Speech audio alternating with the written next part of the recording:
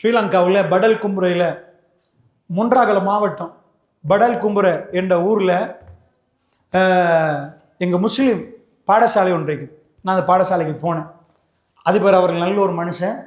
So நான் ஏன் போனேன்னா அந்த டைமில் நான் சொல்கிற ஒரு 15 years பேக், 15 yearsக்கு மேலே நினைக்கிறேன். அந்த டைமில் அந்த ஊரில் ஒரு எனக்கு பிள்ளைகள பேர் கூட இன்றைக்கு நல்ல ஞாபகம், நான் பேர் சொல்ல விரும்பலை, பிள்ளைகள் பெருசாக இருப்பாங்க. தங்கச்சி தாத்தா 9 குத்து குத்தி கொலை செஞ்சதை நீங்கள் கேள்விப்பட்டிருப்பீங்க படல் கும்ரையில்.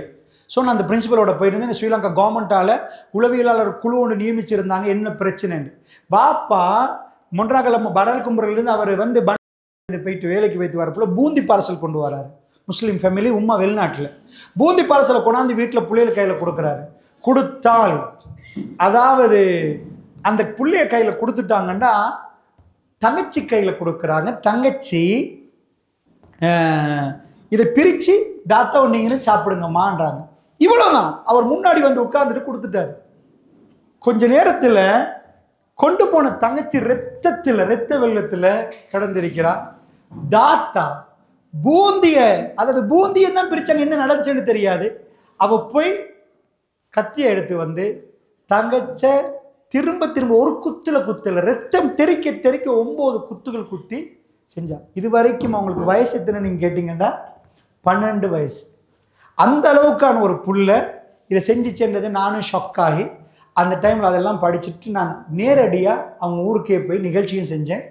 அந்த அதிபரோட அந்த நேரம் நான் பேசினேன், என்ன நடந்துச்சுன்னு கேட்டேன். ஏன்னா அது ரொம்ப உள்ளுக்குள்ள ஒரு கிராமம். என்ன நடந்துச்சுன்னு கேட்டால் ஷஃப் அந்த பேர் வர்றது சரியில்லை, பேர் வருவது அவங்க உம்மா வந்து வெளிநாட்டில். இந்த புள்ள என்ன செய்யுதுன்னா சிடி வாப்ப வீட்டில் ஒரு கம்ப்யூட்டர் இருக்குது. இதில் இந்த புள்ள கம்ப்யூட்டரில் எக்கச்சக்கமான கவர்மெண்ட் இந்த அறிக்கையை வெளியிட்டுச்சு பிறகு எக்கச்சக்கமான சிடி எடுத்திருந்தாங்க. எல்லாமே இங்கிலீஷ் மூவி.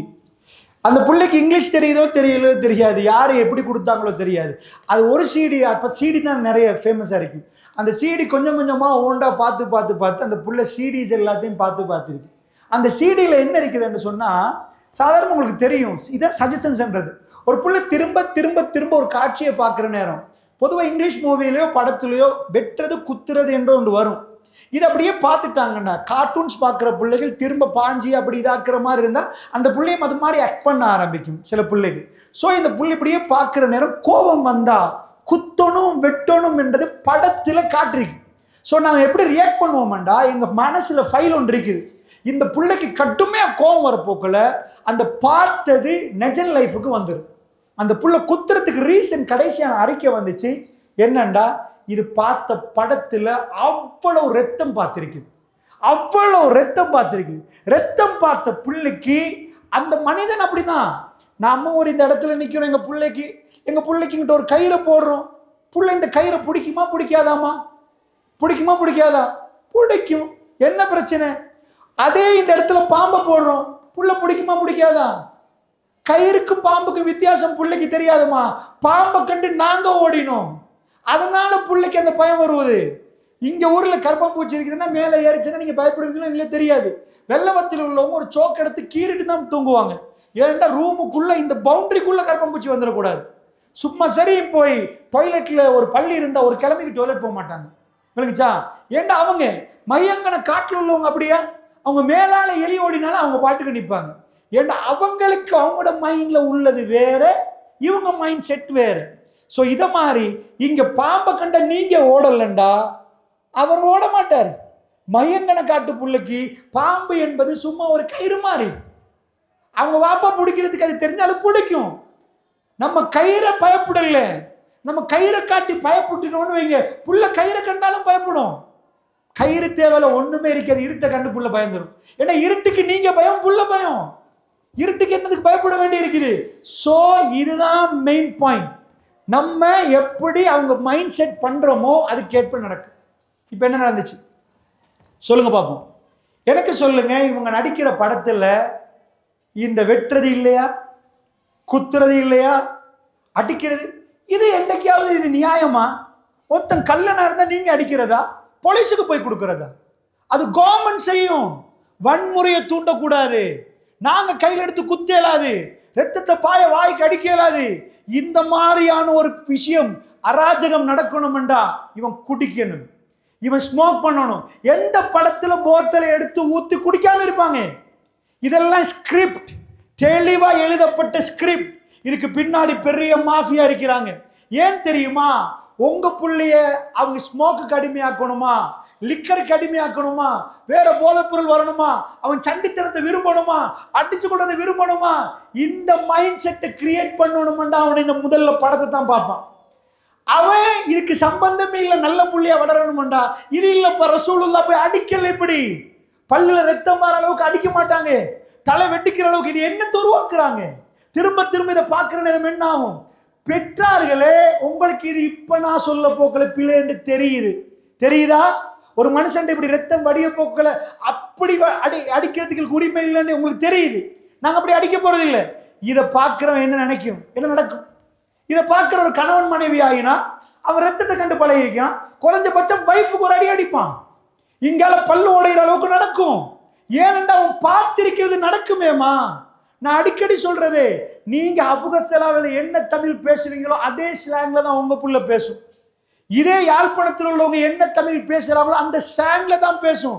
இந்தியாவில் உள்ள ஒரு கிராமத்தில் என்ன ஸ்லாங்ல பேசுறாங்களோ அந்த ஸ்லாங்ல தான் புள்ள பேசும். ஏண்டா எதை கேட்குதோ இதை அவுட்புட் ஆகும். Input process output. எதை பார்க்குதோ அது அவுட்புட் என்ன? எல்லா நாளும் சண்டையை பார்த்து அவுட்புட் என்ன? இப்போ நான் உங்கள்கிட்ட கேட்குறேன், புள்ளை ஸ்மோக் பண்ணுறதை பார்க்குது, காதலுக்கு அதுக்கும் சம்பந்தம் வந்துடும், ஆம்பளைக்கும் அதுக்கும் சம்பந்தத்தை போட்டாங்க. இப்போ உங்கள் புள்ள ஸ்மோக் பண்ண வளர்ச்சி ஸ்மோக் பண்ணுமா இல்லை? இங்கே தான் பிரச்சனை. இப்போ எங்கள் கல்ச்சருக்கு முன்னாடி வருவது நல்லா புரிஞ்சுக்கோங்க. உங்களுக்கு சொல்கிறேன், இந்தியன் கல்ச்சரில் லேடிஸ் ஸ்மோக் பண்ணுறது இல்லை, அதனால் திரைப்படத்தில் அது இல்லை. நீங்கள் அப்படியே போங்க முஸ்லீம் கண்ட்ரிக்கு பக்கத்தில் மால்டீவ்ஸ், அதுக்கு அங்கே இந்த பக்கத்தில் மலேசியா. நீங்கள் போய் இறங்கினீங்கன்னா ஆம்பளையோட கூட ஹிஜாப், அதாவது ஸ்காப்பை போட்டிருப்பாங்க, ரோட்டில் போவாங்க. அதிகமாக லேடிஸ் ஸ்மோக் பண்ணுவாங்க முஸ்லீம்ஸ், பகிரங்கமாக, மறைச்சலாம் இல்லை. மலேசியாவை பொறுத்தெல்லாம் அவங்க ரொம்ப வெஸ்டர்ன் ட்ரெஸ் பண்ணியிருப்பாங்க. பள்ளியில் போனாங்கன்னா ஹேங்கர்ஸ் இருக்கும், அப்படியே பள்ளியில் வந்து லேடிஸ் பூந்துட்டாங்கன்னா அந்த ஹேங்கர்ஸில் அபாயா கொள்ளி வைப்பாங்க, அப்படியே போடுவாங்க, தொழுவாங்க, திரும்ப கழட்டி வைப்பாங்க, ரோட்டில் போயிடுவாங்க. அப்போ தான் தொலைப்போக்கில் தான் முஸ்லீம்ன்றே தெரியும். தொழுந்த பூரா அவங்க என்னென்ன விளங்காது. ஸோ நல்லா புரிஞ்சுக்கோங்க எப்படி இந்த கல்ச்சர் நடக்குதுன்னு. மால்டீவ்ஸை நீங்கள் போய் பார்த்தீங்கன்னா ஒரு சைடு நீங்கள் பார்த்தீங்கன்னா தங்கமான மனுஷன்.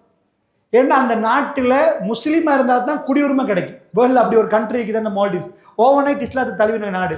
ஸோ மகரீப் டைமுக்கு நீங்கள் பள்ளிக்கு போயிட்டுருங்க மால்டீவ்ஸில், சின்ன சின்ன பள்ளிஸ் தானே மால்டீவ். பள்ளிக்கு போனீங்கன்னா இக்காமத் சொல்ல போல பள்ளிக்கு போனீங்கன்னா பள்ளிக்கு வெளியே தான் நீங்கள் தொழணும். மற்ற எந்த வக்தில இக்காமத்துக்கு நீங்கள் போனீங்கன்னா பள்ளிக்கு வெளியே தான் தொழணும். பள்ளிக்குள்ளே இடம் இருக்காது, பள்ளி ஃபீல். மகரீப் டு இஷா நீங்கள் பள்ளிக்கு போனீங்கன்னா நீங்கள் பள்ளிக்கு போயிட்டு எப்போ தொழுகிறாங்களோ அதே இடத்துல இருந்து ஓதுவாங்க, இஷா வரைக்கும் ஓதுவாங்க. ஒரு சைடில் இவ்வளவு பக்தியோட இவ்வளவு ஒழுக்கமாக ஓதிட்டு அப்படியான மக்கள் எங்கள் நாட்டில் நான் கண்டதே இல்லை. முழு பள்ளியுமே ஓதிக்கொண்டிருக்கு. அப்படியே வந்து அவங்க வீட்டுக்குள்ளே போனீங்கன்னா லேடிஸ் கட்டையாக உடுத்திருப்பாங்க, தலையெல்லாம் மறைச்சிருக்க மாட்டாங்க.